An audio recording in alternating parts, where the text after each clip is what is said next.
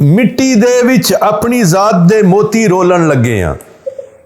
मिट्टी दे विच अपनी जात दे मोती रोलन लगे हाँ। हथी दित्तियां गंढां नूं फिर मूंह नाल खोलन लगे हाँ। हथी दित्तियां गंढां नूं फिर मूंह नाल खोलन लगे हाँ। इश्क नूं आखो फूका मारे, इश्क नूं आखो फूका मारे, अग नूं फोलन लगे हाँ। असी पीर चन्हा दे वारस हां, पंजाबी बोलन लगे हाँ। असी पीर चन्हा दे वारस हां, पंजाबी बोलन लगे हाँ। कच्ची मिट्टी कच्चा गारा, कच्चो कच की दसा मैं। कच्ची मिट्टी कच्चा गारा, कच्चो कच की दसा मैं। नौंदर नैन नखुट्टे पैर, नचो नच की दसा मैं। नौंदर नैन नखुट्टे पैर, नचो नच की दसा मैं। कच्ची मिट्टी कच्चा गारा, कच्चो कच की दसा मैं। नौंदर नैन नखुट्टे पैर, नचो नच की दसा मैं।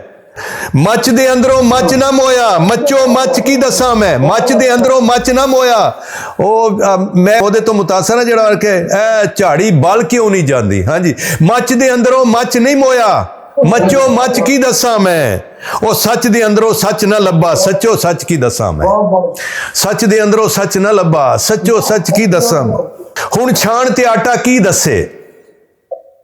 अहमद फराज साहब मरहूम साहब सन, उन्होंने इनू बड़ा अप्रीशिएट किया मेरे को। मैं कोहाट दे विच उन्होंने सामने पेश किया। हुण छाण ते आटा की दसे, किथे कणक ते किथे जऊं गए ने।